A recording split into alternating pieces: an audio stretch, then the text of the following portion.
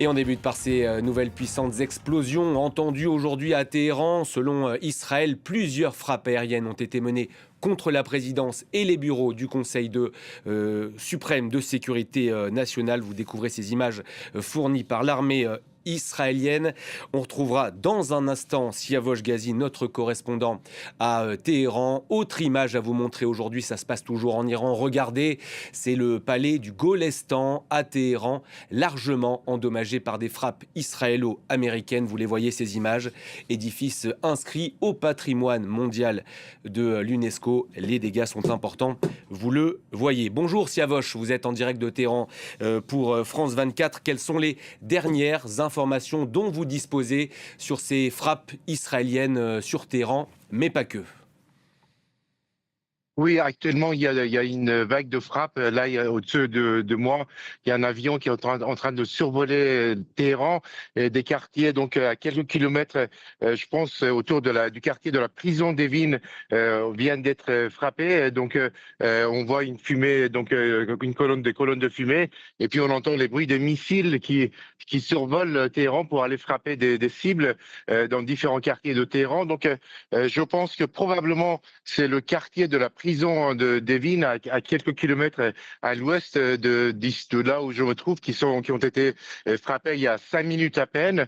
Et donc, il peut y avoir d'autres frappes dans les minutes qui viennent, le temps que les missiles arrivent donc jusqu'à leur cible sur Téhéran.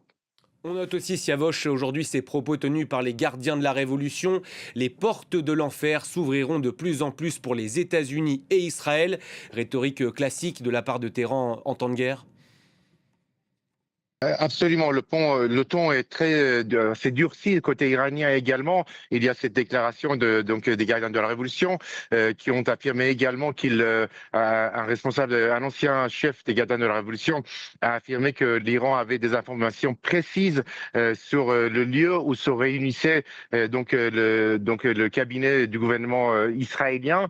Il y a eu aussi donc une série d'attaques qui ont été annoncées, notamment contre Israël, mais aussi contre des bases américaines dans toute la région. Et puis aussi, autre attaque, l'Iran a mené une attaque avec une quinzaine de drones contre une base du parti Komala, le parti Komala qui est un parti kurde séparatiste, qui a des bases d'entraînement au Kurdistan irakien. Et donc, l'une de ces bases a été frappée par 15 drones qui ont été lancés depuis l'Iran.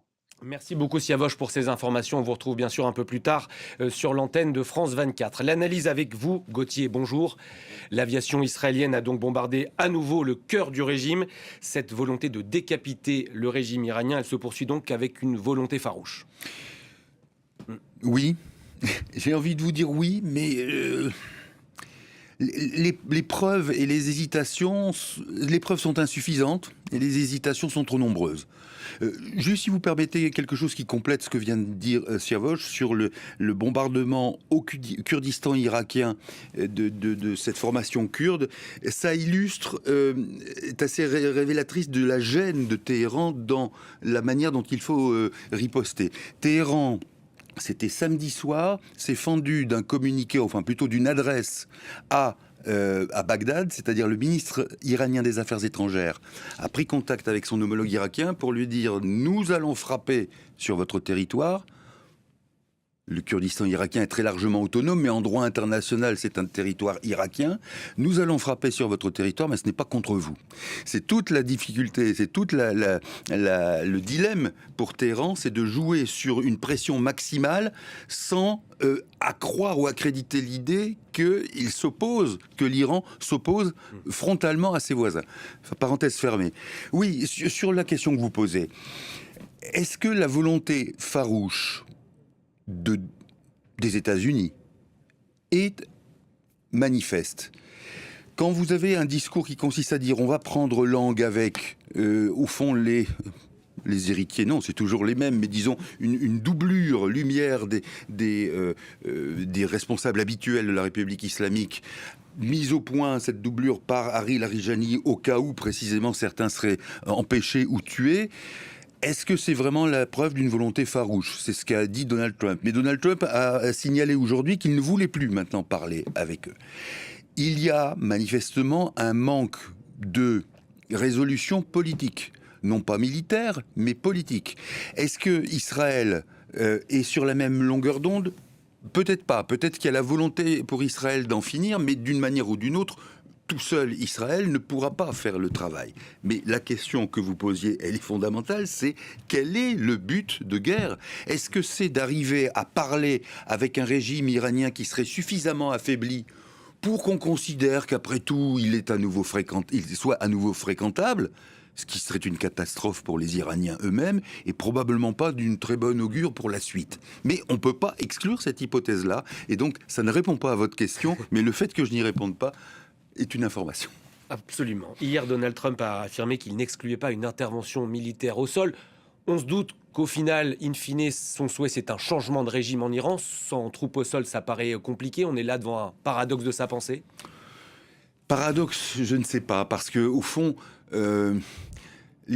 selon toute logique, les Américains ont en tête ce qu'ils ont, le peu qu'ils ont pu atteindre par ce type de méthode.